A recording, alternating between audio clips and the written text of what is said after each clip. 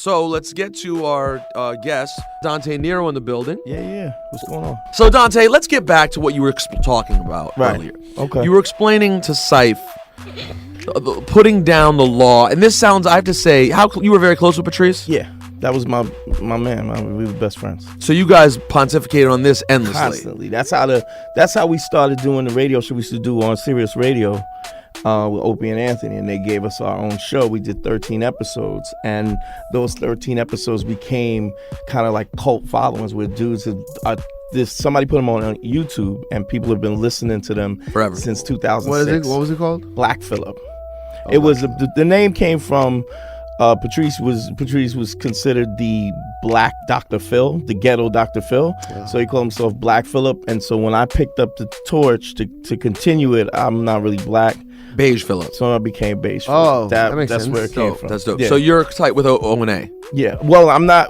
Well, I really haven't. I had a falling out with. I didn't really have a falling out with them, but they don't really fuck with me because his chick, me and Patrice used to smash bitches together on the road, and his chick doesn't like me because he would always kind of give me the respect that he didn't give her. So she don't fuck with me, and they don't fuck with me because of her.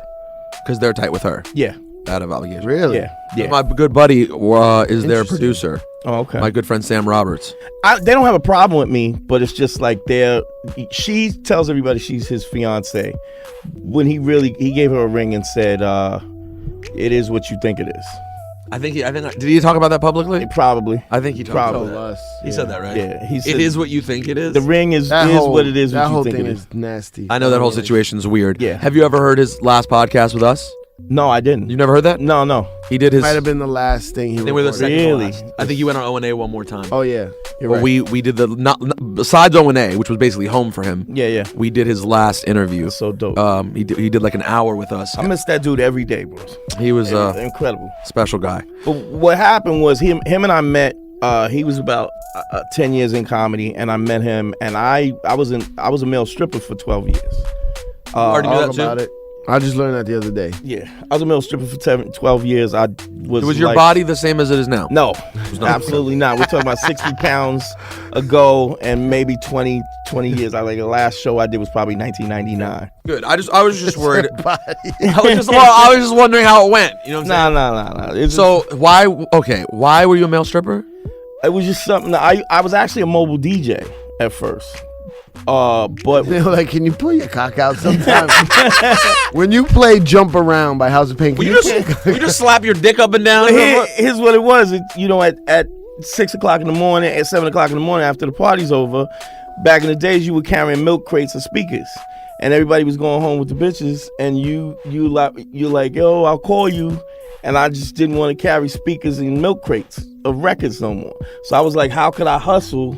I'll replace the milk crates with my cock. Right, exactly. So now I could go to the parties I could go to 5-6 parties, bag bitches, and then I have a G-string, some baby oil, and a tape. Yo, you sound so insane right now. Like, you don't seem insane to me. So how could you slap your dick around? Like, I don't understand how you could do it. Because I went to college. I went to SUNY New Paltz, and I'm a Q dog, right? So there was a. Do they still claim you? Yeah, absolutely. Okay, I'm the strip dog. What do you do? Is that this? Yeah, that's it. Yeah, got it. So that wasn't like a sacrilege, was it, that I did it? It's a little you really funky, but don't worry, I shouldn't do it. I was just trying to set up what it was. I understood you didn't understand. So exactly. It's cool. But give me the pat. Now, does that work? Does the pass work? Yeah, it's only for him now. Only for him you now. saw though, he gave it. I won't do it again. All right. So they had a Toys for Tots, and they did a male review with each Greek letter organization represented, and they needed guys to strip for the deltas. What kind of Zetas. Toys for Tots is this? Well, the tots weren't there. They weren't there. They didn't. We just raised the money and then we bought toys. It was more like Toys for Cocks. We should have went with that. Now you should have been the market. And were you embarrassed the first time? Yeah, I was nervous as hell. Do you have a large penis? I got a nice package. You know what I'm saying? Average. I can hit the back. Oh my god. Bottom it out. I can bottom it out. I got a little, But hold on, but real quick. But when you dance, are you flaccid when you dance?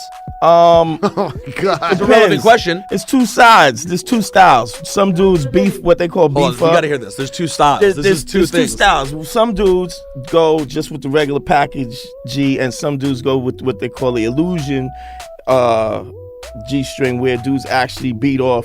They take a 2.5 inch of ace bandage and tie it behind the nuts instead of a cock ring because it works better. To push their dick out. No, just the tie to keep the blood in it. Oh, to keep it hard the whole time? Yeah. Seems animal. Yeah, it was How a could you have a little- hard on for that long? That would be. A little. Is that that long? How long is the show? Yeah, Half hour? You there, you untie, you lose it up, you beat it up again, you tie it up again. It ain't no joke. It's work. It's work. But I gotta tell you, I just can't imagine dancing flaccid. That would look no good. For me, I'm not a good at look at all. Right, it's not a good look. So I was doing it, and that's how I got into the game. And then You were fucking bitches when you were doing this? constantly. Do you Constantly. understand how lowly? I mean this with no disrespect to you. No, it's whatever. The disrespect I have for a woman who fucks the male stripper. Yeah, well, No disrespect to you, it's whatever. but to them, like I can't. Like you go to, it's like one of those dancing bear porno videos. Like they'd really do it. You gotta understand that they look at you as an object, so they're willing to do things with you That they wouldn't do. because you can't. You won't judge them. Because basically you were like the way men treat strippers. Yeah. You're just like you were a piece of meat. To I them. had I'll tell you, you know, dudes. They always say dudes are dogs. I had a situation where I did a show out in Long Island, and it was for the bride. She was getting married the next day, and Talk about it. She came in the room.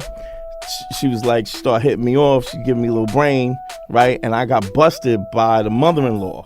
She opened the door and was like, The "What mother-in-law, the husband. Yes, and then she goes, "You stinking ass bitch, you come in here sucking dick and you don't call me."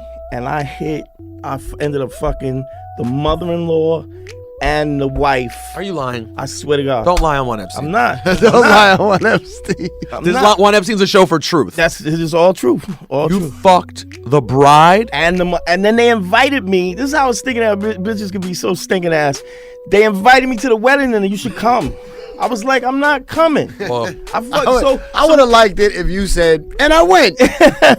So I went to the wedding. It was nice. And it was nice. And I'll be honest, I like seafood platter. I like the husband. they had a nice prime rib. You know what I'm saying? Wait, hold on. You fucked him at the same time? Yeah, it's like when you think. Well, hold on. No. Yes. More details. Yes. So she says, "How could you come in?" And then did they proceed to both blow you They blew me. I fucked the mother-in-law, the bride. back and forth? Yeah, They were, making out with one. Fucking. were they hooking up with each other too? No. They didn't touch each other. No. But they both let you have sex with them. Yes. And this is where in the back of the place In you're a at? in a bathroom, or Saif, a bathroom in the house. I want to ask you a question, and I want you to hear it out the whole thing before you judge the answer. Would you be upset if the night before your wedding, your wife and your Jenny and your mom, and Jenny, your mom, both fucked a male stripper together? Would that bother you? I think it would annoy me a little. Yo, you're such a prude. You're such a fucking prude. What if it was him? What if it was Dante? That wouldn't bother you. Now and then. Then maybe it's okay. Now, yo. So is that the craziest one? Was that the? I once did a gig at the Kennedy Inn. Shout out to Kennedy Inn. That's not the Kennedy Center, by the way. No, the Kennedy Washington. Inn. Different. I did a show there, and there was 13 girls. I took 2 strippers with me. I fucked 11 of the 13 girls.